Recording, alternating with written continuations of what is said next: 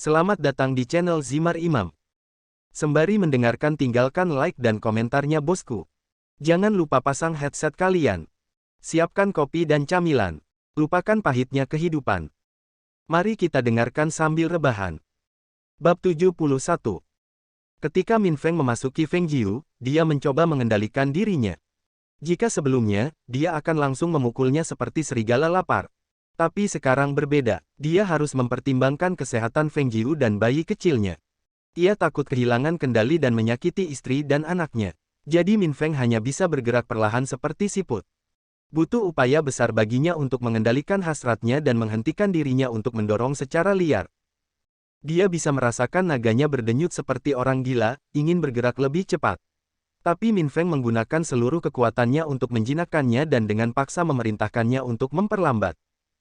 Ketika dia mendengar Feng Jiu menyuruhnya melaju lebih cepat, dia hampir kehilangan kendali. Tapi Min Feng mampu meredam keinginannya. Dia tidak mendengarkan Feng Jiu, dia terus mendorong perlahan. Feng Jiu merasa seperti sedang digoda olehnya. Dia melingkarkan kakinya di pinggangnya dan mencoba bergerak lebih cepat. Tapi Min Feng masih bergerak perlahan seperti kakek tua. Feng Jiu tidak bisa menahan diri untuk tidak mengutuk dalam hati. Aku sudah baik-baik saja ah. Kandunganku juga baik-baik saja, aku tidak begitu peka, sialan, aku tidak akan putus, oke. Dia memelototinya dan berkata, jika kamu tidak bergerak lebih cepat, aku akan mencari seseorang yang akan. Kamu berani. Min Feng meraung sambil balas menatap Feng Jiu. Khawatir Feng Jiu benar-benar menemukan bajingan untuk berguling-guling di tempat tidur, Min Feng meningkatkan langkahnya sedikit. Tapi dia memastikan untuk ekstra hati-hati agar tidak menyakitinya. Tapi Feng Jiu menginginkan lebih. Lebih cepat, lebih cepat. Petik 2 petik 2. Lebih dalam, petik 2 petik 2. Lagi. Petik 2 petik 2. Min Feng hanya bisa mencium mulutnya dengan penuh semangat untuk menghentikannya berbicara. Setelah momen intens yang mereka alami bersama, Feng Jiu terbaring di atas Min Feng. Dia sangat lelah. Tapi dia merasa senang dan puas. Dia sekali lagi merasa mengantuk setelah menghabiskan seluruh kekuatannya. Dia menatap Min Feng sambil tersenyum lebar. Min Feng juga tersenyum lebar sambil membelai rambutnya. Feng Jiu, mari kita menikah. Feng Jiu menatapnya, menunggunya menyelesaikan kalimatnya. Min Feng mencium hidungnya dan melanjutkan. Ayo kita menikah. Kali ini, tidak ada lagi perjanjian cerai dan sebagainya. Aku ingin menyatakan secara resmi pada dunia bahwa kamu adalah wanita yang aku cintai. Wanita yang ingin aku habiskan seumur hidupku bersamanya. Satu-satunya wanita yang akan menjadi ibu dari anak-anakku. Feng Jiu, aku sangat mencintaimu. Maukah kamu menikah denganku? Apakah kamu bersedia menemaniku sampai rambut kita beruban? Mata Feng Jiu berbinar saat dia mengangguk dengan sepenuh hati. Aku juga mencintaimu. Ya, aku bersedia menikah denganmu lagi. Aku bersedia bersamamu sampai aku mati. Min Feng mencium keningnya. Saya akan berbicara dengan kakek dan kakek Feng. Saya ingin semuanya sempurna. Saya ingin yang terbaik untuk kalian. Untuk kalian berdua. Feng Jiu menyentuh wajahnya. Terima kasih, sudah mencintaiku seperti ini. Min Feng menangkap tangannya dan menciumnya. Aku akan melakukan segalanya untukmu. Bahkan jika aku harus mengorbankan hidupku, aku akan melakukannya. Demi kamu, demi bayi kita. Hati Feng Jiu tergerak oleh cinta Min Feng. Dia mengangkat kepalanya dan menciumnya. Ia tak percaya bahwa ia mampu menemukan seorang pria yang bersedia mencintainya dengan sepenuh hati dan jiwanya. Xiao Mei saat ini sedang menyeruput minuman kocok stroberinya di dalam kedai kopi. Dia masih tidak percaya bahwa dia sekarang tinggal bersama Minde di dalam penthouse hotel. Setelah diculik, Minde tidak membatasi kebebasannya. Dia masih bisa keluar dan bermain. Setelah momen epik yang mereka alami di dalam kamarnya, Minde tidak memaksanya melakukan hal-hal kotor. Mereka tidur di kamar yang sama dan di ranjang yang sama tetapi tidak terjadi apa-apa dalam 2 hari terakhir. Satu-satunya hal yang ingin diubah oleh Xiao Mei adalah kebiasaan tidur Minde. Dia tidur telanjang. Bukan telanjang dengan mengenakan petinju tetapi telanjang seperti telanjang benar-benar. Dia selalu mengenakan setelan ulang tahunnya setiap malam. Bagian terburuknya adalah, dia selalu memeluknya saat tidur. Minde terkadang tanpa sadar menggosokkan naganya ke tubuhnya saat dia tertidur. Dia hanya bisa mengertakkan gigi dan memaksakan keinginannya untuk menahannya. Sejujurnya, Minde adalah pria pertama yang dilihatnya telanjang. Jika diberi kesempatan, dia pasti ingin menjelajahi tubuhnya dan melihatnya lebih dekat. Sebenarnya, dia terpesona saat melihat naganya bisa memperluas radiusnya dan memanjangkannya seperti hidup. Dia ingin menyentuhnya lagi tapi memikirkan tindakan keji Minde beberapa hari lalu yang paling membuatnya takut. Jadi dia hanya bisa menatap. Hanya menatap, tidak menyentuh. Xiao Mei masih memikirkan Minde ketika dia melihat wajah yang dikenalnya. Itu adalah wanita yang dia lihat bersamanya di dalam lift. Wanita itu sedang berjalan menuju kedai kopi tempatnya berada. Wanita itu memesan dan duduk. Mejanya dekat dengan meja Xiao Mei. Xiao Mei tidak bisa menahan diri untuk tidak menatap wanita itu. Dia cantik. Jika aku laki-laki, aku pasti menyukainya. Dia tidak bisa tidak memperhatikan penampilan cantik wanita itu. Memang, sangat cantik. Ketika dia memikirkan hubungan Minde dengan wanita itu, Xiao Mei tidak bisa menahan perasaan sakit di dalam hatinya. Seolah-olah. Xiao Mei segera memukul dirinya sendiri secara internal. Saya tidak cemburu. Tentu saja tidak. Beberapa menit kemudian, Xiao Mei melihat wanita itu berdiri dan berjalan menuju pintu keluar. Ketika dia melihat ke meja wanita itu, dia melihat sebuah dompet berwarna merah muda. Dia meninggalkan sesuatu. Xiao Mei segera berdiri dan mengambil dompet berwarna merah muda itu. Dia berlari menuju pintu keluar, berharap dia bisa menyusulnya dan mengembalikan dompetnya. Untung saja wanita itu masih berada di dekatnya. Hei, Nona, kamu lupa dompetmu. Dia meraih lengan wanita itu dan menariknya kembali.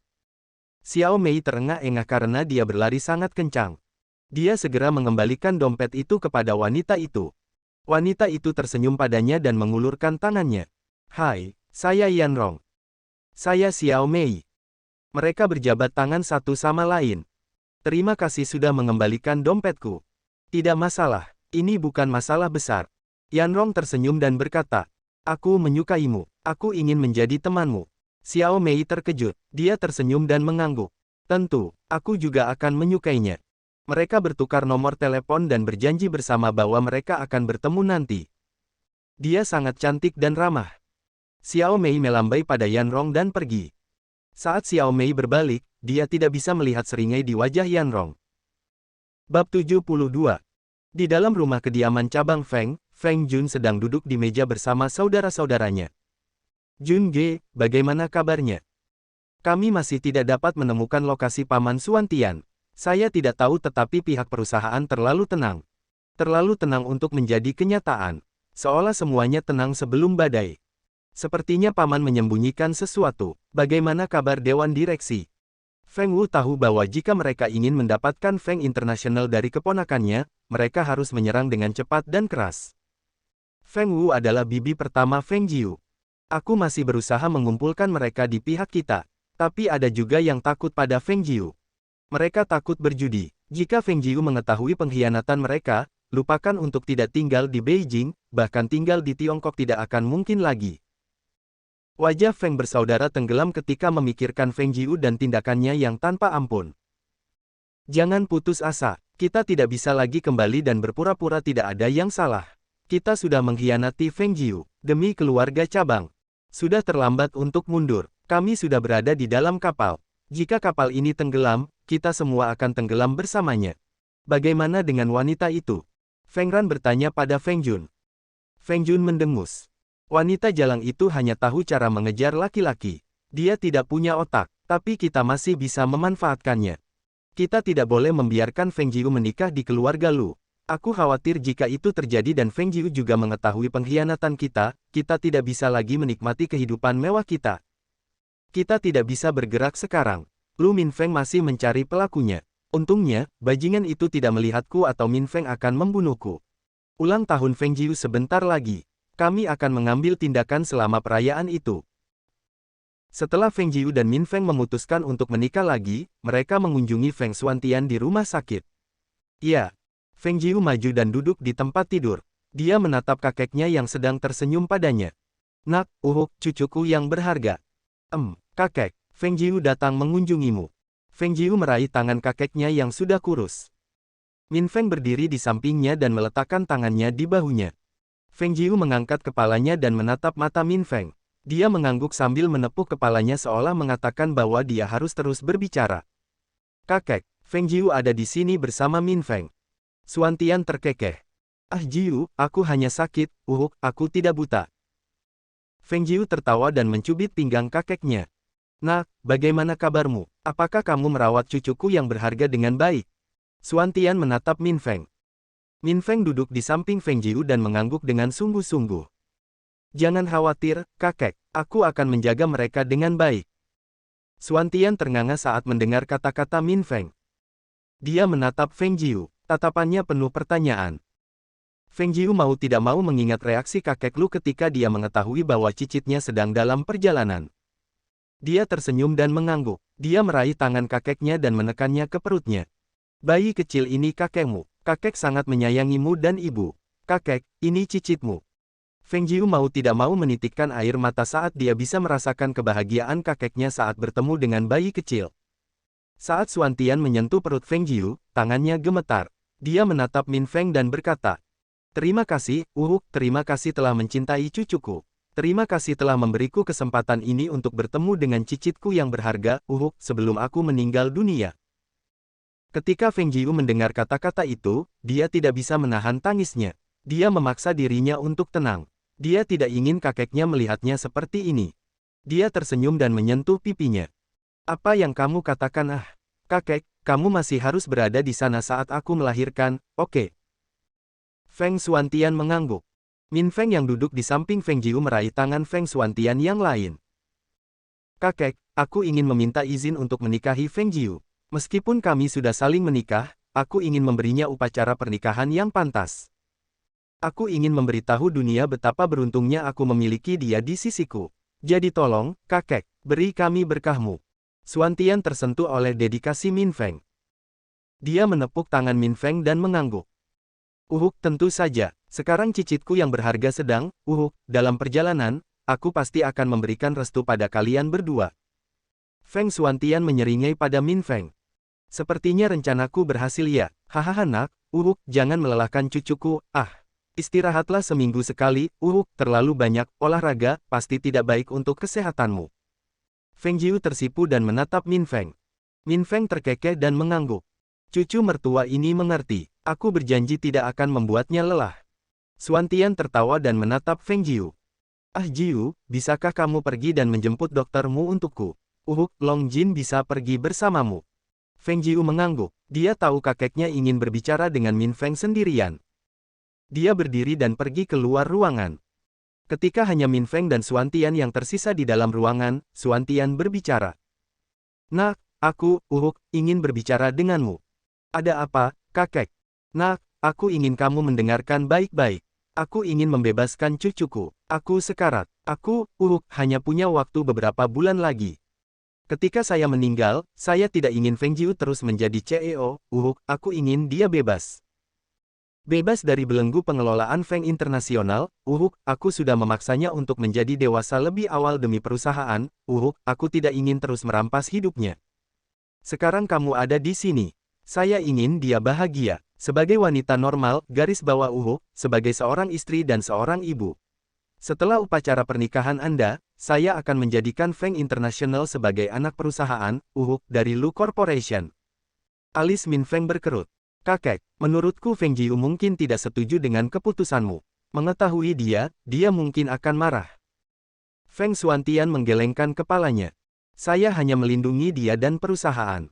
Saya yakin, ketika saya meninggal, bibi dan pamannya, akan mengambil tindakan untuk memastikan bahwa perusahaan itu milik mereka. Berjanjilah padaku, kamu akan setuju. Kamu akan melepaskan beban itu dari tangan Feng Jiu. Min Feng mengangguk dengan sungguh-sungguh. Anak ini mengerti, aku akan memastikan untuk menjaga Feng Jiu dengan baik. Jangan khawatir, kakek. Xuan Tian menepuk tangannya. Pergi, kembalilah bersama Feng Jiu. Jika kamu membutuhkan bantuanku untuk upacara pernikahanmu yang akan datang, telepon saja Long Jin. Min Feng mengucapkan selamat tinggal pada Xuan Tian dan berjalan keluar. Bab 73. Ketika Min Feng meninggalkan kamar kakek Feng, Feng Jiu kembali bersama asisten Long dan Dr. Mu. Min Feng, kenapa kamu di luar? Min Feng menata rambutnya yang mencuat dari sanggulnya. Setiap kali mereka keluar rumah, Feng Jiu selalu mengikat rambutnya menjadi sanggul. Selain Min Feng dan kakeknya, tidak ada yang pernah melihat rambut hitam panjang Feng Jiu. Bahkan Xiao Mei dan Yan Fei. Min Feng mengaitkan tangan mereka setelah menata rambut Feng Jiu. Kakek Feng berkata kita harus kembali. Kamu harus istirahat. Ingat kamu membawa bayi kecil. Min Feng memandang Dr. Mu. Saya akan menyerahkan kakek Feng di tangan Anda, Dr. Mu. Dr. Mu mengangguk. Jangan khawatir, Tuan Lu, kami akan memastikan untuk menjaga ketua Feng dengan baik. Nona Feng, mengunjungi kakekmu pasti akan membuatnya bahagia. Kebahagiaan memberinya pandangan positif yang baik untuk kesehatannya. Saya harap Anda bisa kunjungi dia sesering mungkin. Feng Jiu mengangguk. Iya, saya pasti akan mengunjungi kakek sesering mungkin. Terima kasih, Dr. Mu. Long Jin bergerak maju. Nona Jiu, Tuan Lu, saya akan mengirim Anda keluar. Dr. Mu, ketua menunggu Anda di dalam. Feng Jiu, Min Feng dan asisten Long pergi. Ketika Dr. Mu memasuki ruangan, dia melihat wajah Xuantian penuh dengan senyuman. Dia melangkah maju dan melihat ke monitor yang bertanggung jawab mengatur dan mencatat kesehatan Xuantian. Ketua Feng, sepertinya sesuatu yang baik terjadi hari ini. Dr. Mu memeriksa grafik Xuantian saat dia berbicara. Xuantian tertawa terbahak-bahak. Matanya berbinar mengingat sensasi yang ia rasakan saat ia menyentuhkan cicitnya di perut Feng Jiu. Dr. Mu, orang tua ini sangat bahagia. Akhirnya, ketika aku memejamkan mata, aku yakin bahwa meskipun aku meninggalkan cucuku yang berharga, dia tidak akan kesepian. Mengetahui bahwa Feng Jiu sudah memiliki seseorang yang akan menemaninya setelahnya. Aku mati, jiwaku akan selamanya damai. Dr. Mu tersenyum. Ketua Feng, apakah Anda percaya pada keajaiban? Saya seorang dokter, tapi saya percaya pada keajaiban. Selama Anda percaya, selama Anda berharap, segalanya mungkin. Bersikaplah positif. Xuantian tertawa. Memang, setelah mengetahui kalau aku akan menjadi seorang kakek buyut, badanku terasa ringan. Ayei, aku tak ingin meminta hal-hal mustahil seperti panjang umur, aku hanya berharap bisa melihat harta berhargaku. Bayi kecil sebelum aku mati. Dr. Mu menyentuh bahu Xuantian. Kami akan melakukan yang terbaik untuk memenuhi keinginan Anda, Ketua Feng. Setelah Xiao Mei bertemu Yan Rong, dia tidak langsung pulang ke rumah. Seperti sebelumnya, dia berjalan-jalan di luar. Hari sudah malam ketika dia memutuskan untuk kembali. Minde mungkin akan pulang setengah jam kemudian. Dia harus kembali dan menyiapkan makan malam mereka. Ketika Xiao Mei diculik, dia tidak ingin tinggal bersama Minde. Dia ingin pergi mencari Feng Jiu dan menanyakan tempat tinggal padanya. Dia juga ingin bekerja di kantor. Bahkan sebagai asisten pun bisa. Tapi Minde memveto gagasan itu.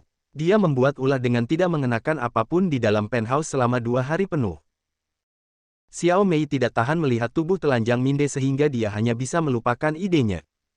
Xiao Mei terpaksa belajar seni dan musik seperti nona bangsawan di zaman kuno. Ayahnya mendidiknya untuk menjadi ibu rumah tangga yang sempurna. Istri sempurna seorang pengusaha. Seorang istri yang bisa menunjukkan bakat bajiknya kapan saja, di mana saja. Sejak kecil ia sudah mengetahui bahwa ayahnya hanya ingin ia bergantung pada suaminya. Bagaikan istri boneka yang hanya tahu cara mengangguk. Tapi dia menolak. Jadi di belakang ayahnya, dia mengejar hal yang dia sukai. Memasak. Tinggal bersama Minde dan memasak makanan untuknya membuatnya bahagia. Dia belum pernah merasa sebahagia ini sebelumnya. Xiao Mei sedang berjalan menuju mobilnya ketika dia melihat seorang lelaki tua berjongkok di bawah pohon. Kakek, apa yang kamu lakukan? Xiao Mei berjongkok di sampingnya. Saya lapar. Ah. Xiao Mei melihat kue strawberry yang dibawanya. Kue mangkuk ini tidak mudah untuk dibeli. Anda harus membuat reservasi sebelum dapat membelinya. Dia sudah mendambakan kue mangkuk ini selama berhari-hari tetapi melihat lelaki tua malang yang sangat lapar itu, Xiao Mei segera memberikan sekotak kue mangkuk itu. Kakek, makanlah ini. Kue mangkuk ini enak sekali. Lelaki tua itu menerima kotak itu dan menatapnya. Kamu anak yang baik. Aku menginginkanmu sebagai cucuku. Apakah kamu lajang? Xiao Mei terdiam. Dia tidak pernah menyangka bahwa lelaki tua itu begitu tidak tahu malu sehingga dia bahkan ingin memasangkannya dengan cucunya. Dia tersenyum paksa. Xiao Mei tidak ambil pusing dan menjawab. Dia berdiri dan menepuk pantatnya. Kakek, makanlah cupi cakes itu ya. Aku harus pergi. Apakah kamu ingin pergi ke suatu tempat? Aku bisa menemanimu ke sana jika kamu mau. Wajah lelaki tua itu berkerut. Kenapa kamu tidak menjawab? Cucuku sangat tampan, sudah ku bilang. Kalau kamu menikah dengannya, anak-anakmu akan sangat cantik. Jadi, kamu lajang atau tidak? Xiao Mei membuka mulut untuk berbicara ketika seseorang memanggil namanya. Xiao Mei. Xiao Mei membeku. Suara yang memanggil namanya itu sangat familiar. Saat dia menoleh, dia melihat Robert Johnson berdiri di belakangnya. Kakak Robert. Dia tidak percaya dia ada di sini di Beijing. Kenapa? Kenapa kamu ada di sini? Robert melangkah maju. Dia ingin memeluknya tetapi sebelum dia bisa menyentuh tangan Xiao Mei, Pak Tua itu bergerak di antara dia dan Xiao Mei. Bocah beringus, siapa kamu? Robert memandang Pak Tua yang sedang memelototinya. Aku tunangannya. Aku tunangan Xiao Mei. Bagaimana denganmu? Siapa kamu, kakek? Pak Tua itu mendengus. Aku calon kakek mertuanya. Kamu tunangannya. Tapi aku tidak punya cucu sepertimu. Cucuku adalah tunangannya. Xiao Mei yang berdiri di samping mereka hanya bisa memutar matanya. Apa yang sebenarnya terjadi? Mengapa kakak Robert ada di sini? Dan kenapa lelaki tua ini bertingkah seperti anak kecil? Bab 74. Kepala Xiao Mei sakit. Melihat kedua pria yang saling melotot, dia hanya bisa menggaruk kepalanya. Ini sakit kepala yang hebat. Dia terbatuk untuk memberitahu mereka bahwa dia masih berdiri di samping mereka. Sepertinya kedua pria itu melupakannya. Permisi, silakan lanjutkan pembicaraanmu. Jangan hiraukan aku. Aku pergi sekarang. Xiao Mei perlahan melangkah mundur. Dia ingin pergi secepat mungkin. Kedua pria itu menoleh ke arahnya. Pak Tua memandangnya dengan sedih. Gadis kecil, apakah kamu punya hati? Kamu ingin meninggalkan lelaki tua tak berdaya di sini, di hutan belantara. Xiao Mei hampir muntah darah. Apa, orang tua tak berdaya? Anda bahkan lebih energi dari saya. Dan, hutan belantara. Ayo, ini bukan hutan. Kita berada di dalam kota. Omong kosong apa yang kamu katakan? Xiao Mei ingin membalas tetapi setelah melihat penampilannya yang menyedihkan, Xiao Mei hanya bisa menelan kata-katanya. Dia memijat kepalanya dan menatap Robert. Kakak Robert, kenapa kamu ada di sini? Kamu tahu kenapa aku ada di sini? Xiao Mei menghela napas. Kita akan bicara nanti. Dia menatap Pak Tua yang sedang mencibir bibirnya. Kakek, apakah kamu sendirian? Di mana kamu tinggal? Aku akan mengirimmu ke sana. Sebelum Pak Tua bisa mengatakan sesuatu, seseorang berlari ke arah mereka. Pria itu hampir pingsan setelah mencapai mereka.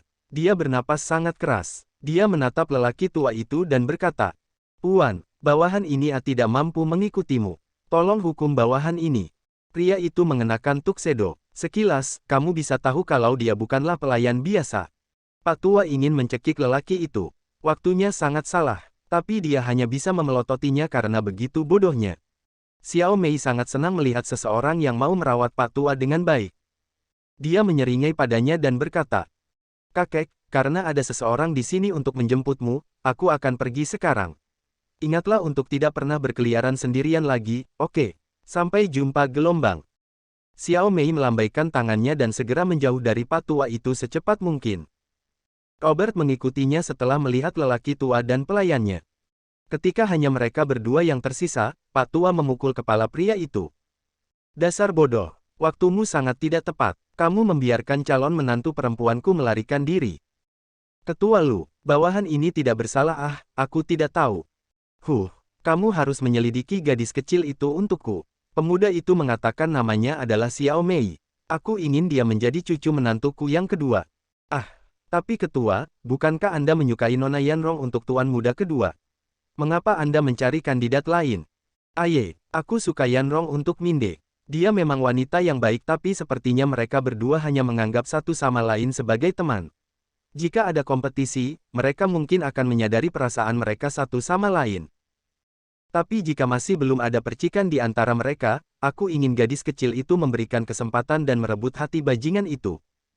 Asisten itu hanya bisa memutar matanya. Ketua benar-benar menganggur. Dia benar-benar ingin bermain sebagai cupid. Untuk apa kamu berdiri? Ayo pergi. Aku ingin makan cupcakes ini. Kamu lambat sekali. Aku sudah tua tapi kamu lebih lambat dariku. Asisten itu hanya bisa menggaruk kepalanya sambil mengikuti tuannya menuju mobil. Halo, ada apa? Yanrong sedang duduk di sofa sambil berbicara dengan seseorang di telepon. Beberapa menit yang lalu, Feng Jun meneleponnya. Kami ingin memberitahu Anda bahwa rencana kami akan dilanjutkan. Apa, bukankah kamu bilang untuk menghentikan semuanya? Kenapa kamu berubah pikiran? Itu bukan urusanmu. Aku menelepon untuk memberitahumu bahwa Feng Jiu akan merayakan ulang tahunnya kurang dari sebulan lagi. Kami akan punya waktu untuk mempersiapkan segalanya. Kami akan mengambil tindakan selama perayaan ulang tahunnya. Kami ingin kamu melakukan sesuatu. Yanrong terkekeh.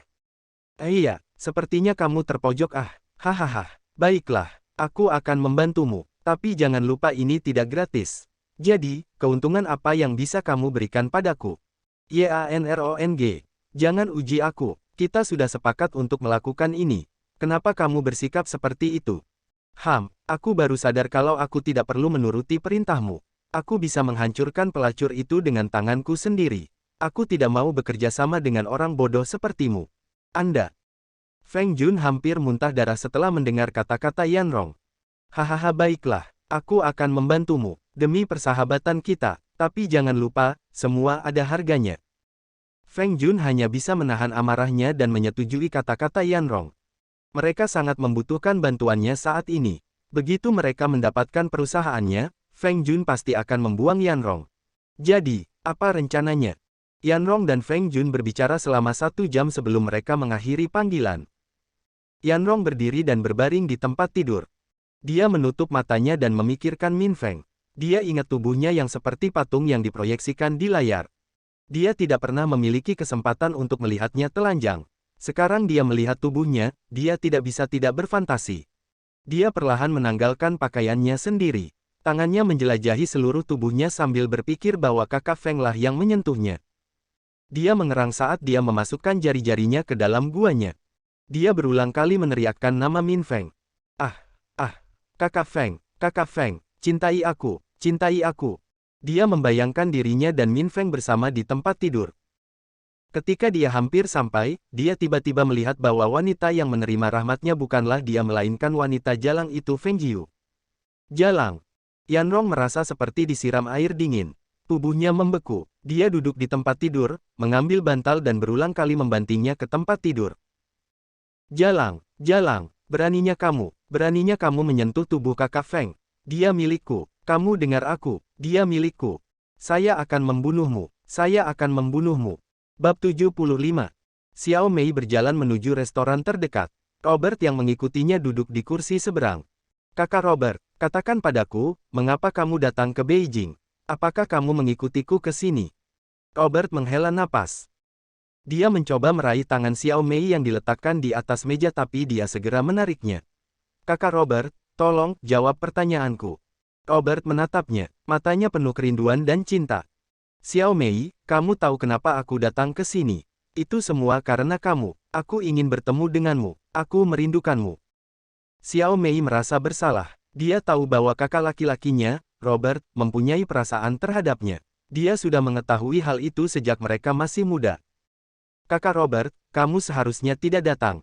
Aku tidak bisa menikah denganmu, maafkan aku. Xiao Mei hanya bisa mengatakan yang sebenarnya padanya. Dia tidak ingin memberinya harapan palsu. Dia mencintainya seperti saudara laki-laki. Itulah alasan utama mengapa dia kabur dari rumah. Dia tidak ingin menikah dengan seseorang yang dia anggap sebagai saudara. Ketika Robert mendengar kata-kata itu, dia tidak bisa menahan diri untuk tidak mengepalkan tinjunya. Dia memejamkan mata dan menarik napas dalam-dalam. Xiao Mei, aku tidak akan memaksamu, tapi tolong, beri aku kesempatan untuk menunjukkan cintaku padamu, aku tidak memintamu untuk membalas cintaku. Membiarkan aku mencintaimu sudah cukup bagiku. Xiao Mei ingin menyuruhnya menyerah tetapi sebelum dia bisa mengatakan apapun, Robert sudah menghajarnya. Tolong jangan katakan bahwa aku harus menyerah padamu. Xiao Mei, kumohon, biarkan aku mencintaimu. Aku berjanji tidak akan memaksamu atau apapun. Aku hanya ingin melihatmu, makan malam denganmu, ngobrol denganmu, seperti dulu. Robert tersenyum dan berdiri. Xiao Mei, selama kamu belum menikah, aku tidak akan berhenti mengejarmu, kamu dan aku bertunangan, beri aku kesempatan untuk menunjukkan kepadamu bahwa aku layak mendapatkan cintamu, aku harus pergi. Aku akan segera menghubungimu. Robert mencondongkan tubuh ke depan dan diam-diam mencium pipinya. Sebelum Xiao Mei sempat bereaksi, Robert sudah berada di pintu depan. Pada akhirnya, Xiao Mei hanya bisa menatapnya. Ketika dia melihat arlojinya, dia menyadari bahwa ini sudah terlambat. Minde mungkin ada di rumah sekarang. Xiao Mei segera berdiri dan buru-buru berjalan menuju pintu. Min Feng saat ini sedang sibuk menghadapi laptopnya. Dia ingin menyelesaikan semuanya agar bisa pulang lebih awal. Jadwalnya agak padat karena dia berusaha menyelesaikan semuanya sebelum ulang tahun Feng Jiu yang ke-29. Dia hanya bisa memajukan jadwalnya sehingga dia punya cukup waktu untuk mempersiapkan segalanya.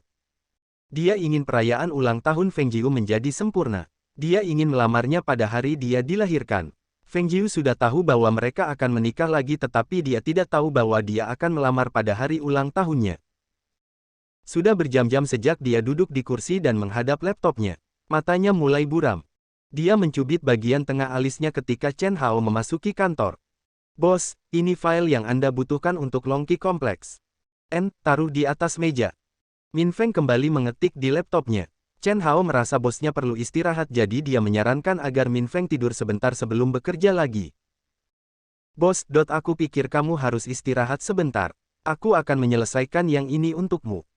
Min Feng menghentikan tangannya dari menekan keyboard dan mengangkat kepalanya untuk menatap Chen Hao. "Bagaimana dengan laporan bulanan Jade Hill Resort dan promosi penjualan Swan Mall of China yang akan datang?"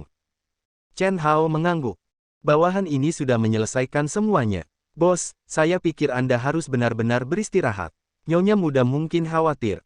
Ketika Min Feng mendengar nama Feng Jiu, dia langsung mengangguk. Dia takut dia akan marah jika mengetahui dia tidak memperhatikan kesehatannya. Dia memberikan file itu kepada Chen Hao dan memasuki sebuah ruangan kecil. Ruangan itu dirancang menjadi kamar tidur mini. Ada tempat tidur besar di tengahnya dan lemari kecil yang penuh dengan pakaiannya. Dia biasanya menggunakan ruangan ini ketika dia sangat sibuk dan tidak bisa kembali ke rumah, tetapi sejak dia bertemu Feng Jiu dan tinggal bersamanya, dia tidak pernah menggunakannya lagi. Min Feng berbaring di tempat tidur dan menutup matanya. Beberapa menit kemudian, Min Feng tertidur lelap. Dia tidak tahu sudah berapa lama dia tertidur tetapi dia memimpikannya Feng Jiu. Tubuh Feng Jiu berada di atasnya. Dua roti besarnya menempel di dadanya. Dia menyentuh wajahnya dan mencium lehernya. Min Feng tidak bisa menahan diri untuk tidak mengerang. Dia perlahan-lahan menyentuh tubuhnya. Dia terkikik dan menciumnya dengan sembarangan. Dia mulai merasa panas ketika dia menyadari ada sesuatu yang salah. Bibir Feng Jiu terasa berbeda, meski masih empuk, namun tidak ada rasa manis seperti biasanya. Tubuhnya terasa berbeda, masih halus dan lembut tapi tidak pas di pelukannya, seperti sedang menggendong orang lain. Aromanya berbeda, aroma Feng Jiu mengandung sedikit aroma mint. Dia selalu merasa nyaman setiap kali memeluknya. Dia suka mencium aromanya, terutama di lehernya. Namun aroma yang dia cium saat ini membuatnya ingin muntah. Aroma parfum yang sangat menyengat menyerang lubang hidungnya. Min Feng segera membuka matanya dan melihat Yanrong di atasnya. Sialan. Ketika dia melihat Yanrong, jiwa Min Feng hampir menjauh. Dia buru-buru mendorongnya dan berdiri. Dia berulang kali menyeka bibirnya sambil memelototinya. "Kenapa, neraka, ada kamu di sini?" Yanrong merasa seperti dia ditampar ribuan kali. Didorong oleh orang yang dicintainya, Yanrong tidak bisa menahan tangisnya. "Kakak Feng." Dia mencoba menyentuhnya tetapi dia melangkah mundur seolah dia benci disentuh olehnya. Min Feng memelototinya dan berkata, "Nona Yan, sepertinya kamu sedang tidak waras. Jika kamu tidak bisa memisahkan pekerjaanmu dari keinginan pribadimu, aku sarankan kamu mengambil barang-barangmu dan segera mengundurkan diri." Bersambung. Nantikan bab selanjutnya bosku.